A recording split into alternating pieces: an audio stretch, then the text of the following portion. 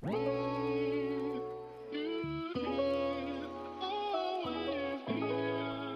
guys, what's going on? Shaw here, and today in this video we're going to actually take a look at a 20 Necrotic Wake that my group got done this week. Pretty proud of this key. It was our first 20. We kind of went from just doing like 16s and 17s and we just like skyrocketed up to 20s. There's a few reasons for that, which I'll explain in the video. But I really just want to talk over everything we did right, what we did wrong, the routing, our general strategy, as well as like how the affix should work and stuff like that. So it's just going to basically talk over this like 30 or so minute video. So hopefully you guys enjoy. So to start it off, you see my character page is open. I don't want to go over everything that I have equipped, but I do have a 272 scale, which I got this week, which means naturally next week I'm going to get a scale for my vault with like leech on it or something, because I just dumped all that valor. I'm also running a shard still from Sanctum of Domination. It's an extremely overpowered trinket. Defensively, I don't think tanks will want to swap off of this. Now there are, obviously that's not going to mean that it's a lock-in trinket or you have to go back and farm old content, but it allows for a very strong defensive rotation that you can do. So you can go from like a bark skin into this, into Incarn, into like survival instincts, into scale, and then by like the time you kind of get through all of that, you probably have shard back up. Shard is also a very unique trinket because it doesn't have a cap on how much damage it can absorb. It's based on how much damage you're taking.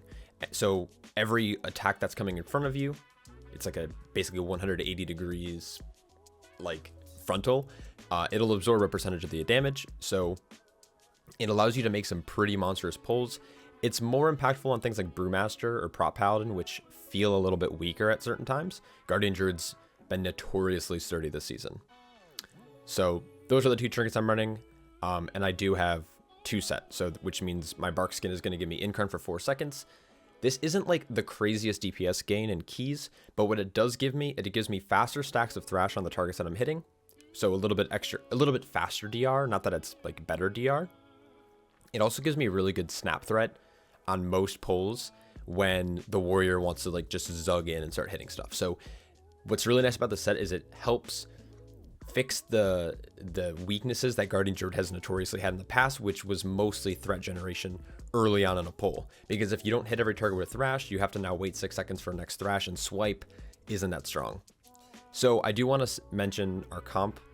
We are running Marksman Hunter, Frost Mage, and a Fury Warrior. The Marksmanship Hunter and the Fury Warrior both have 2 set. The Frost Mage has no set at all. And our healer has a 4 set in this key, which I should note doesn't really help the damage element, but it can help with a lot of the healing throughput that might be required in a higher key. So if you're watching this and you are either pugging or you don't have sets at all, just know that once you have sets, these keys are eventually going to become much easier for you to do. And double legendary at the time of this video and completing this key, we don't have double Legos yet, but double Legos will unlock next week. So first pull is going to look really standard, and I will say that I screwed up a lot at the start of this dungeon. So first off, I forgot to set focus to the Corpse Harvester. You want to make sure you're kicking Drain Fluids here, and if you can kick Meat Shield or interrupt it somehow with like a stun, with Roar, something, it'll help a lot because the shield is just extra damage now you have to deal. So why I mostly messed up though is I swapped Kyrian for this key. I don't play Kyrian often. I mostly play Venthyr on my bear. I went Kyrian for this key because with a warrior having a 2 set, I was a little nervous about a lot of like this initial snap threat. So running Kyrian meant that I had essentially a 30 second cooldown with Mechanicos to have like a pretty good burst of AoE like damage, which was going to help at the start of each pull. But why I messed up, if you look at the bottom of the screen here, I forgot to bond with the warrior, which meant that I wasn't able to use my button. So what I'm doing here now is I'm trying to kite. I Ursul's Vortex, I root, and I'm trying to bond with him. And then as soon as I start running back in, I noticed that behind me, like the Pelagos, like memory spawned. And I was like, well, shit, now I have to go back out because I'm in the wrong conduit. So I think if I was playing Kyrian, I think I was in feral conduits. So I had conduits. It is like I'm renown 80 and everything. I just didn't have Mechanicos, which is the reason I would run Kyrian in the first place. So what you're seeing here is I'm running back out. My group's laughing at me. And I'm just swapping to Mechanicos, so pretty rough start to the key, but we still timed this key, so this wasn't like the biggest issue. Just lesson, check all of your stuff before you decide to start a key or when you swap. So our route currently is going right to this relic pack. I pick up spear as a tank because tanks have the easiest time. If you're going to use this on first boss, which we do, tanks have the easiest time lining up everything, because the mobs do jump around, but eventually they'll all kind of funnel back to the tank on the first boss, and you can line up a crazy fat spear, which you're going to see in a little bit here. So once again, I fuck up, and when I ran out of the dungeon after binding with my warrior, when I leave the dungeon, it unbinds us. So now I'm trying to like use my ability, but I can't because I'm not bound with anyone. So we're gonna go through this pull like normal. On raging weeks, it's the like once these guys who throw flesh, the harvesters, are empowered. You saw a little bit ago, the mage just got absolutely chunked. You want to be careful on that. We're very fortunate to be running double druid plus hunter, so we have like just crazy suits. So we should have been utilizing those a little more, but it was just the one that just nuked our mage. So after this, we're going to be getting bot, and then bot's going to be going into boss pull. So the reason you want to get bot and go into boss right away is because that means your anima exhaust orbs from the Kyrian buff is going to handle your first 2 worm sets. And then on a tyrannical key, this is mostly getting into the higher level plays that the worms just kind of, they're very beefy. They get very beefy in higher tyrannical keys. And typically you might not have cooldowns up. Now this might change with double Legos, this might change with everyone having tier sets, but in the 20, we opted in to do first 2 worm sets on our own, just to kill them with orb, and then after that we were going to basically just keep them rooted and Ursal and binding shot away from the group so we didn't have to deal with them. So unfortunately we got double here. If you're doing this strategy, make sure you're killing one and either Woe or Vi, though I don't recommend killing Vi almost ever. The haste is helpful, but Woe is going to just help your group in a lot more ways than you might think. So if you line everything up, you can see that the spear at the bottom, like Kyrian weapon damage right now is doing 5 mil. Well, 4.9, but it's going to go above 5 mil in a second. Really good strat. I like lining everything up because it just feels good, and then everything just gets insta deleted. If you might not know what I'm talking about, the Kyrian spear actually cleaves through the target and like everything in its path. So what you want to do as a tank is you want to kind of make sure you're backing up and making sure everything is stacked up on top of the boss. And then if you're targeting the boss, use spear, it's going to then cleave everything else around it. They're also going to get the debuff to take more damage. So in case it doesn't kill everything, they're going to take more damage from AoE. You have lust rolling, you have anima exhaust, and it should kill almost everything. So you don't have to worry about like the drained fluids. You don't have to worry about like the soldiers leaping around and hitting people. It just makes it very clean. So then what we're doing is just general Blightbone strategy. We're running down the stage. We're going to bait worms kind of away from the group into old poop or against a wall. And then here I'm trying to get a mass root, but like LOS gets really weird on the stage and with this like plating that's on the ground right behind the boss. I unfortunately only was able to mass root 2 of them. So I get an Ursals, it gets sucked back, and our Resto Druid's then going to land a single root. And then that's pretty much it. So we're going to get one more worm set. We're going to point it over at the carrion worms and just try to keep them all grouped up in the one spot so we aren't taking the damage, and then it's not like we don't have to cleave them down or anything. So that's pretty much that key, or not that key, that boss. Pretty easy, I would say. Having tier sets is extremely beneficial. Not so much for tanks. Tank 2 sets are kind of boring. I think the best ones are going to be like Guardian Druid Blood DK.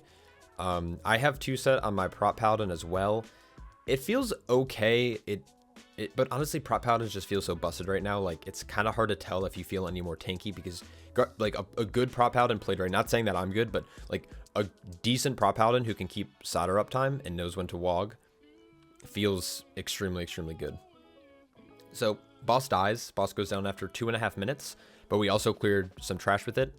So pretty successful pull. Because we still have chicken buff, so chicken lasts for 4 minutes. Chicken is the Kyrian buff, or the Kyrian guy. You can see him running right next to me. Because we have Kyrian buff, we're going to try to get robot almost immediately. And then we're going to go into another big pull. This exhaust is just insane damage. So if you're a range player picking this up, make sure you're moving to melee because it's only like an 8-yard radius. So you want to make sure you're utilizing the damage. If you're out in range, you're not benefiting from the damage and you're wasting the buff essentially. So as you can see, everyone moves in here, especially because like the blight bags will jump around. Making sure that they all stay stacked up is going to be really good.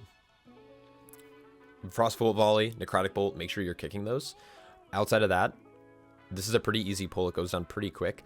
I see a lot of groups skip this stuff, or like they'll pull extra in and then use an orb here. I don't think it's necessarily like great to use the orb here. There's like other pulls you can use the orb on. For us in this route though, we're going to end up invising past this stuff. I know it's common for a lot of high-end groups to have the tank like skip past this, pull these like marauders up on the hill, and then come back and like orb and blow everything up. But the way that this like orb works, the curing weapon works with like the relics, you're kind of coin flipping which one you're gonna kill, and if you get Vi, it's just not like that great. There's probably gonna be a strategy to just maybe kill Woe there and then orb the pack and then just skip all the way to boss. But for this dungeon, we just decided to run this route. It's very like hold W, and it's also in my Discord. So if you'd like my route here, feel free to join there and grab the route. Next, we're going over here. We're grabbing our last chicken buff. If you're skipping any of these robots and you have a cure in your group, you're just shooting yourself in the foot. Like I said before, they do so much damage. So make sure you're trying to get all of these bots. What's nice about this route is your first chicken you use, you're able to get for boss. Chicken still up. You're able to get your second robot, kill that pole, and then if you look down at the bottom of my screen, like chicken just came off of cooldown here, so it's about a 5-minute window. So it puts you in a good spot to just get orb right away. If you're really fast, you can get to the third robot before your chicken's up, which means you might have to wait a little bit, but in a higher keys, it's normally fine. Especially if you're like opting to pull like the mini boss back there. Forgot his name. Yeah, I don't remember his name. I'm not gonna try. So we're activating it here. We're waiting just a few moments, and then we're gonna go into a fairly big pull. Normally what I do here is I just pull this whole area because how strong chicken buff is. Now I'm gonna pause the video for a second. There are 2 sorcerers here. There's one on the far right. This guy needs to get a kick. And then there's one in the center, which also needs a kick. And you need to watch Marauder. So in a coordinated group, you could technically assign a kick here, melee kick here, and then tank should typically watch the Marauder. If the fear gets off and the tank gets feared, it's probably a wipe. So making sure that you have at least the Marauder lockdown is really good. But if these bolts don't get kicked, your tank and other players are just going to fall over because they won't be able to get topped off unless they have some kind of way to immune it or heal through it. So Guardian Druid's really good for this. Prop Paladin's really good for this. But if it's any other tank, Necrotic bolts are really, really, really scary. So what I'm going to end up doing is, this is weird for me, but I kick the right and I'm going to pull the center pack. We have orb, but because I don't have incarn, I'm not going to pull everything because it's scary. Now I have access to Barkskin, which gives me incarn for 4 seconds, but 4 seconds is not a full incarn. Full incarn is basically you're immune to dying. Mini incarn, mincarn if you will, is not that. Unfortunately, these other mobs got pulled. I'm not sure what pulled them there. I think it was the Frost Mage trying to get CDR for Icy Veins, which isn't like a bad thing. It's just I wasn't ready for it, so threat just went all over the place, and MD was used on pull, so we didn't have access to it there. So in hindsight, could have held Barkskin, or we could have coordinated that group being pulled in at some other point, but it's not a big deal. If you notice, we're mostly killing and the reason for this is just makes most classes feel really good. So like cooldown reduction, but also like warrior being able to spam execute. Some of those like awkward, like Thrash is able to be spammed during so it's like you have incarn except without having the like massive health increase. And like you can taunt faster. You're gonna get frenzy regen faster as a tank. It's just, if you're thinking it just as cooldown recovery, that's not the best way to think about it, because basically anything that has a cooldown is gonna get affected, which means abilities are able to be spammed. Like it just feels so much better. Woe though, Woe is I think an underappreciated relic choice. Woe in some other dungeons allows for some crazy stuff. I have a route in this that utilizes Woe pretty well too. We just didn't run it here, but even without the stealth and the speed, the DR from Woe can make a lot of different pulls or different bosses semi-manageable with having like a 1 minute 15% flat DR across the entire group. So I'll probably walk through a DOS route at some point. There's a really cool skip for that. I'm sure most people are familiar, but you're able to like skip all of Mechagon with it, which makes the key feel a little bit better because you can just then always mass pull Ardenweld without relying on like making sure you have an engineer and making sure you have like rogue plus invis pot. And then even if you have all of those, like it can still get fucked up. The Woe just kind of neutralizes all of those like issues. So back to the route. The monstrosity, Again, this is just a whole W route. It's not that great to pull. It adds a lot of risk, especially if you have a heavier melee comp, but because we have a fairly mobile melee comp and we have mostly range in our group, we decided just to pull it for percent. And then this pull, if you ever decide to pull it, I don't think a lot of groups do. Like our group was like, oh, we're not used to pulling this. And I was like, well, get used to it. Marauder needs to be focused because if you break the shield, it just dies immediately, which removes most of like the fear. Well, it removes the fear and it removes the, probably the most deaths I've seen in this key is like just melee getting hit by the frontal. Once that guy goes down, like just focus Bone Mends. If Final Bargain, you want to interrupt it, but if you can't with like a stun, just make sure you kick the Bone Mends, and Final Bargain like just kills off whatever target it's on pretty much. It heals them to full, but they lose the health over time. As long as they're not getting healed, they'll actually just die, which is super nice. This is probably the worst pull though in the dungeon. Like I didn't realize I was targeting the Bone Mage the whole time, if I'm being honest. You should never target the Bone Mage. Everyone should be targeting the Necromancer, because if the Necromancer, as long as the Necromancer's alive, none of these mobs are actually going to die or take damage. So kick Frostbolt volleys. You can see that we have a Frozen Trap up in the left-hand corner. That's good, but we have limited CC in this group. So make sure that we're kicking. And then also on top of that, we killed Vi. I don't know how that happened. Probably the fact that I wasn't targeting relics at all. So we did lose a warrior here, which isn't like a big deal. We decided to hold the battle res because it's just fine. He's almost dead. Healer goes and starts RP. If you're ever a DPS who's out of cooldowns, or you're a healer who feels like the group's fine and not taking a lot of damage, go start RP. Like this RP is a pretty big time sink. It's like 15-20 seconds. You have to like wait. And now that we don't have, see, like in season 2, there was a like executioner and or like the fire guy. They used to be up here, so you would be able to like handle that, and then that would like kind of fill up the downtime. But now that we don't have that anymore, you want to make sure you're just going like right in. So we have Vi on pull. It's good because we don't have Lust up. We decide to focus to get CDs back for the future ad set that's going to come out. And then I think we Lust right away. Yeah, so we're going to just pop Lust and we're going to start getting this down. One thing I will say is that we did a good job here, but the healer has a pretty good tendency to rip aggro because of the healing that's required during this phase. So more often than not, these ads, like especially the warriors, are going to just start charging your healer. So with everyone moving into melee, this allows the tank to get aggro easier. So if you're a non-tank player, or if you're a tank player, make sure your group knows that when that phase starts, kick the mages if you're not going to CC them, drag the boss over to one of the like crossbowmen because they're very difficult to move, and then everyone should move into melee until breath comes out. Once breath goes out, like you can spread out all you want, because if you get hit by breath, it's pretty rough. But being in melee allows the tank just to pick up threat easier. Not the fact that they have to like, the taunt is a short range. It's just tank damage typically can get threat back for the most part, especially once you start getting in 2 and 4 set and when double Legos come out. But I've seen like range, like a healer will get a warrior and they'll just start like running like to the other end of the room. And it's like, what are you doing? Come back. I need to pick up threat. And it's hard to do that if like the warrior is also ripping threat because they're just doing a lot of damage and a lot of crits. So just like a helpful tip for you guys. The rest of this fight's pretty boring. The tank position here is like actually not that great. I should have had him more towards this like angel that's on the floor here, because when you're closer to the wall, you're guaranteeing that they're either going to spawn underneath boss or they're going to spawn to like the left hand side or right hand side. It depends how you're facing the boss. But if you're guaranteeing their position, it's easier to group them up and it's easier to like make sure you're getting kicks and CCs and all that stuff. So I didn't play this dungeon well, honestly, so I don't know why I'm talking about this, but it's good to watch back your footage and see what you did right, what you did wrong. Sometimes I'll look through and I'll see like, oh, was I mitigating? Was I using frenzied regen optimally? How often was I popping or not popping bark skin? Which now with the 2 set is even more important now than it has been in the past.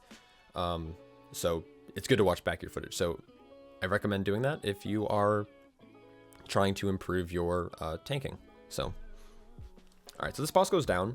Now, if you notice, I'm still holding onto one of these orbs, and we're going to have our warrior grab the other orb. Now, the reason I like to hold on to orb is because they help clearing the Necropolis. Like, they help clear incredibly fast. And the Necropolis, I feel like, is the biggest time sink, or has the biggest chance to be a time sink.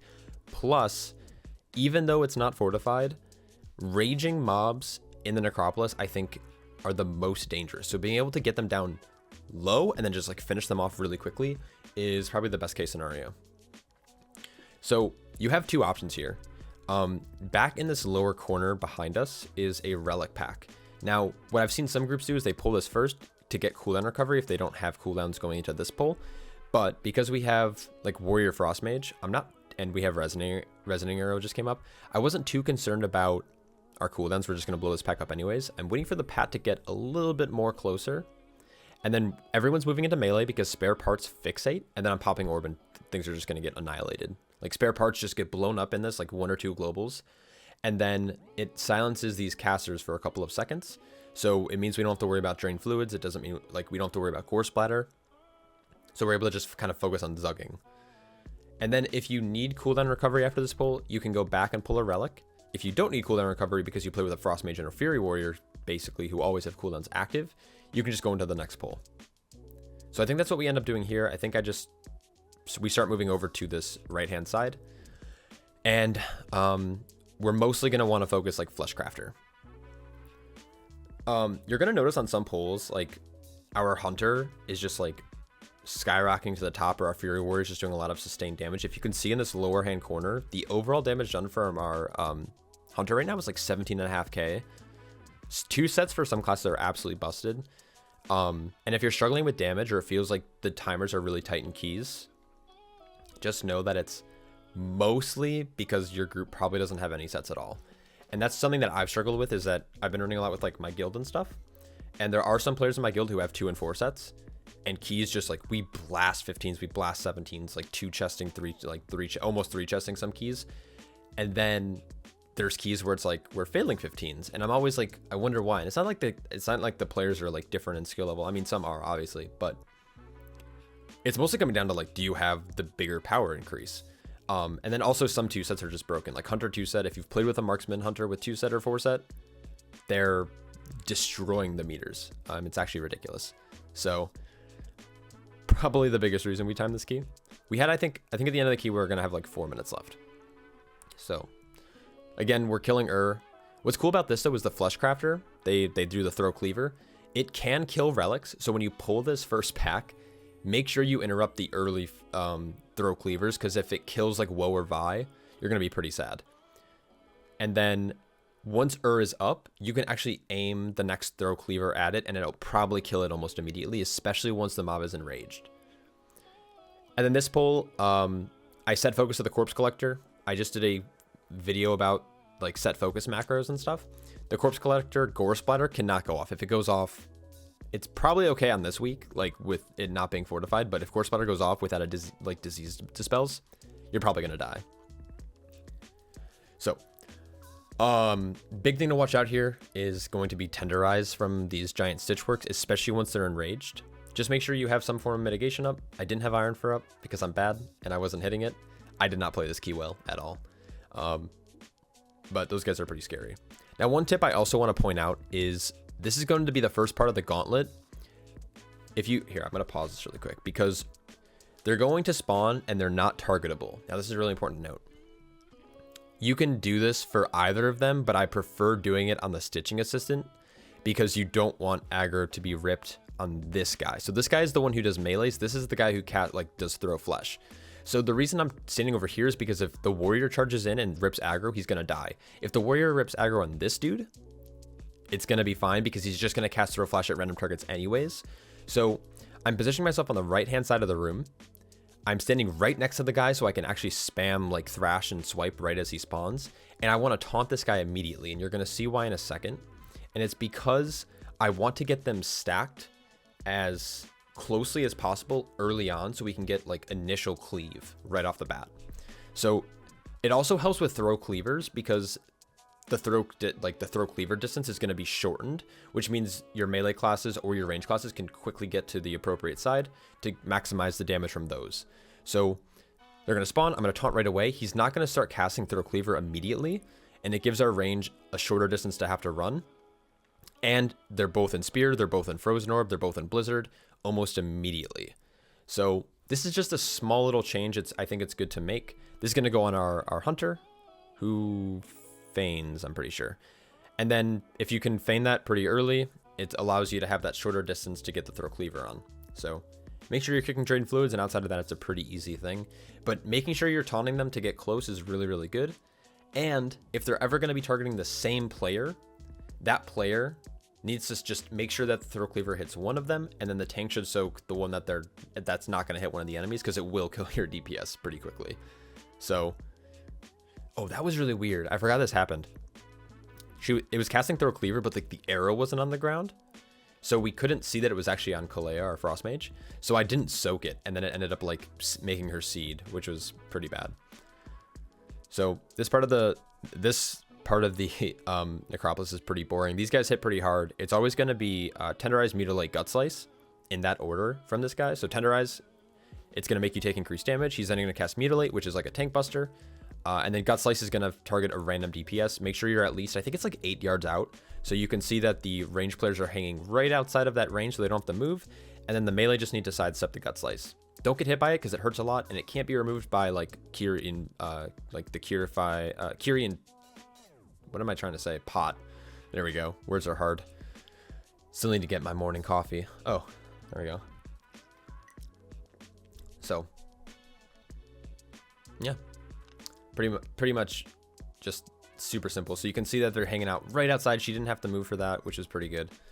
And then what's nice about running a hunter, or what's nice if the warrior's just like on their game, he's not playing arms though, but taunting off right before a tenderize for another DPS, or like pet taunting, could save your tank's life. You'd be surprised how useful pet taunt is as a hunter. It was really good in BFA, and BM is kind of making a comeback right now. I think Marks is still better, but pulling out a pet and taunting off one of the tenderize casts means your tank can drop stacks, which means they don't have to kite, which is super, super nice. Also, I didn't know this. This spew disease doesn't matter. So basically Rot Spew has an aura that affects like all nearby like targets. Basically anyone in melee range is going to be taking like this nature damage over like every second or every couple seconds. This like Rot Spew or Spew Rot that's on the ground, it's the same debuff as Rot Spew's aura is, but it doesn't make you take extra damage. So my debuff doesn't change because I'm in melee range. So you can actually stand in this as melee. And if you're a range player who's some reason in melee, so like Kitty Weaving, like Resto Druids, Arcane Mages, it's not going to make you take any more or any less damage. If you're a range out in range, yes, move out of it because it's going to help your healer keep you topped off. But if you're a melee player and like, let's just say you're a Kyrian, you threw down your spear and then he does the spew right in melee, tank, you don't have to move. Melee, you're going to be taking the damage anyways, so it doesn't actually matter as much. So just like a helpful tip that I actually recently learned from one of my guildies. So I didn't know that. This boss is extremely rough. So a big debate that we had was, do we spear this boss or do we spear last boss? Because Nalthor is super, super nasty, especially because some of the shields get fairly beefy. Oh wait, I need to talk about the start of this dungeon, or the start of this pull.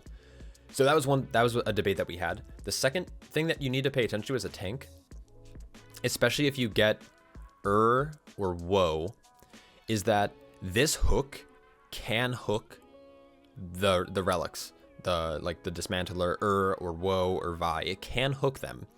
So if I back up just a couple seconds, so we're gonna go back into the pull. As soon as we blow up and the Dismantler spawns and the throw cleaver comes out, you need to back the mob off of this like little mini ad, the creation. So as you see, this guy starts casting Meat Hook, and I'm gonna pull away because it would really suck if this Meat Hook clipped That means we would get a second creation right off the bat, which makes it even more difficult to actually get Stitchflesh or Surgeon Stitchflesh off the stage. And it just goes to shit so fast.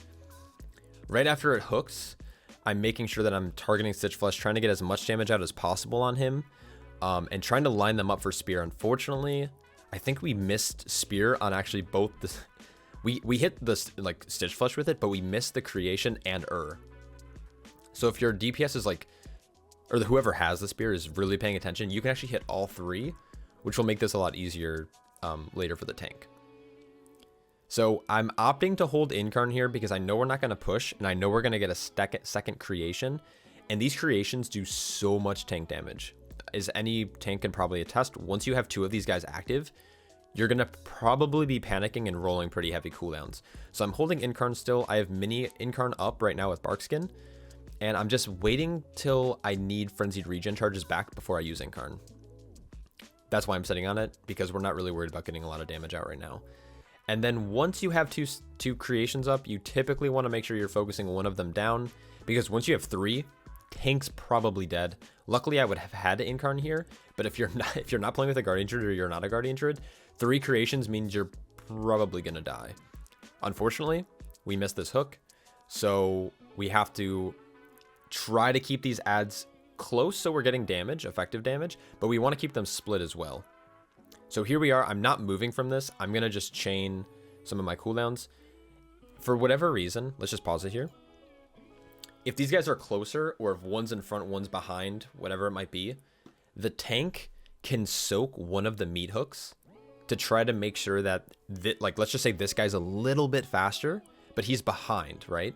If this guy hooks the other one, this guy's meat hook will be interrupted, and then you're not going to get him off the stage, and you're going to get a 3rd creation, which is no bueno.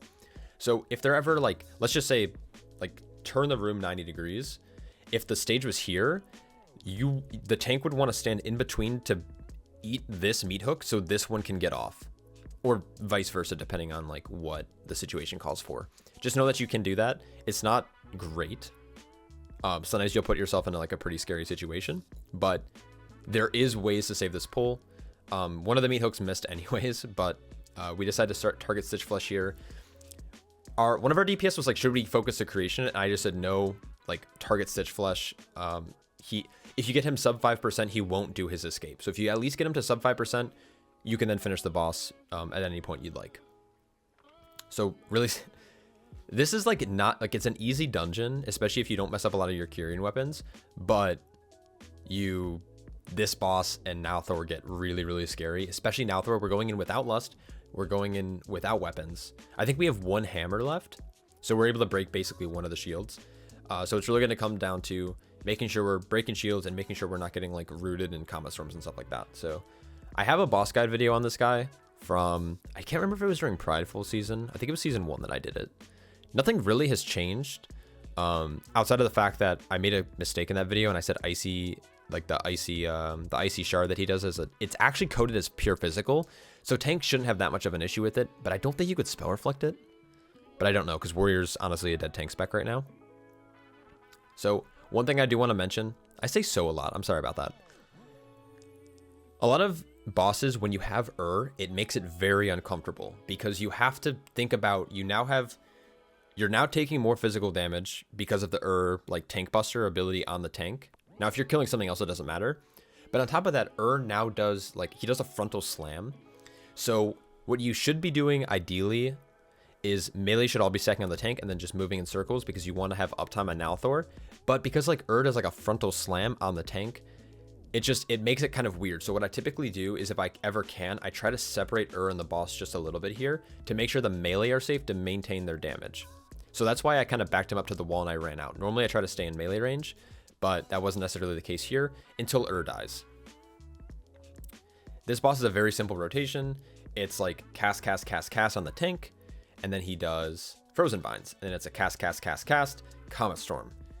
And then he exiles someone, sends them down, he puts up his barrier, and then it's just back into the same thing. Like, it's a little bit of a tank barrage, and then you have a couple seconds to recover. So when is dead, there can be a time, I don't do it in this fight, but there are times where you can actually shift out, throw a couple of rejuves, you can wild growth your group if they're a little bit more stacked, just to help out the healer. But if your healer has good throughput like a Resto Druid does, it's typically going to be fine. Luckily, we also run triple range, which means we can kind of spread out around the room and not worry about having to, like, clip someone with the Dispel and have someone rooted during Comet Storm. So, again, our warrior's struggling here. He runs to the center of the room with this pool, and it made this fight like an absolute shit show. So don't do that. He didn't have heroic leap or anything, so what we ended up doing later in the fight is we position in a corner. He can intervene us then, and then we can drop the pool, and then we'll just, like, move the boss, or the hunter can disengage out. Pretty easy. we started the fight pretty poorly. We just like weren't getting shields down. We were kind of going all over the place with the Comet Storm. We end up at the end of the fight, I'll point it out when we get there, is we want to make sure that they're staying stacked because we want to make sure that we have maximum uptime. It doesn't matter as much because we have 3 range, so technically like melee can still stay behind the boss and tank can stay in front of the boss. But if you have a bigger tank group, oh, here it is. So we're, never mind. No, he spread out. Oh no, he got exiled. If you have like 3 or 4 melee, like let's just say you're like running Holy Paladin, like Rogue Warrior, and then you have like a mage or something, or like Boomkin, just throwing out a random comp. When you have more melee like that, it's not really possible to not stack and like also have to be able to stay in melee range for how fast the comets like come down and hit the floor. So if everyone stacks, you all move at the same pace around the boss and you can make sure you have that big uptime. So unfortunately, like there's not much to talk about on this fight after that. So when it comes to relics, just make sure you're always killing Now that's it. Again, it depends on your comp. It depends on what your group prefers. But Vi is obnoxious and Woe is very situational. So is just going to make rotations feel better. It's going to top your healer's mana. It's going to get cooldown recovery for each pull. It's just overall, in a general sense, like just super busted. If the haste wasn't nerfed from how it was originally during PTR testing, there's arguments for Vi to have like an additional hero for some bosses. But unfortunately with the nerf and like the damage component of Vi is also so small. It's not really worth. So back to the boss. Our warrior decided to stay really close and I just kind of stayed on the outside spamming swipe. Still fairly effective damage. So yeah. I honestly don't know what to talk about. I hope you guys enjoyed this kind of breakdown of this 20. At the time we did this, it was fairly high ranked. It wasn't like anything crazy. It wasn't like top world X insert here, but I think it was like US like 200 or 300 at the time of completing this. Nothing crazy. Also not having double Legos yet and not having one of our DPS have a tier set at all and not having a lot of 4 sets in the group. It makes some pulls still pretty difficult to do, and some of these bosses just become an entire slog. Like if you look at the combat timer in the lower right hand corner, we're at 4 minutes and the boss at 35% health still. So this is just a very, very long fight for not having those kind of tier sets. Also, we didn't like have weapons for this. Some groups opt to have like spear and hammer for this stuff. We didn't. All right. Well, thank you guys so much for watching. I hope you guys enjoyed. If you have any questions, feel free to join my Discord. Link will be in the description below. You can join there, ask me questions. You can see my routes and some stuff. I'm trying to figure out what I want to do with my Discord. There's also something if for some reason you're still here and watching this video at the very end, I'm going to be trying to start a challenge for myself. I've obviously ran a lot of keys this season already. I think I'm approaching 100 already across my 5 tanks after 3 weeks, which is pretty good. But I'm going to be doing a challenge in the near future where I want to run, I haven't decided yet how many keys, but I want to do like 1,000 key challenge across the 4 or 5 tanks that I've been playing. And I want to mostly use this as a reason to improve myself across all the classes. So if it's like 1,000 runs, it's going to be basically like I want to do 200 runs per tank, excluding warrior. No hate to warriors, but they're just not in a spot that I'm going to I don't think I'll enjoy playing it. And why would I play it? Why would I want to play the game that I don't enjoy? Warrior's just not in a state where it's like rewarding. Double Legos are kind of meh. Like the tier set, Blizzard kind of like spit in the mouth of warriors this time around. It's not impactful as the other tanks. It's still impactful. It's just not in a great spot compared to like Guardian Druid or Prop Paladin or Monk, especially Monk. So my goal is to start doing that challenge soon, and I'm going to be streaming that on Twitch, and I'll be uploading some of the clips to YouTube. I'm hoping I have enough time for it. That's like the biggest thing that I'm trying to figure out logistically. But if you're interested in that, feel free to go check out my Twitch as well. Link will be in the description. Hope you guys enjoyed. Hope you're all staying happy, healthy, and I will catch you all in the next one. Take care.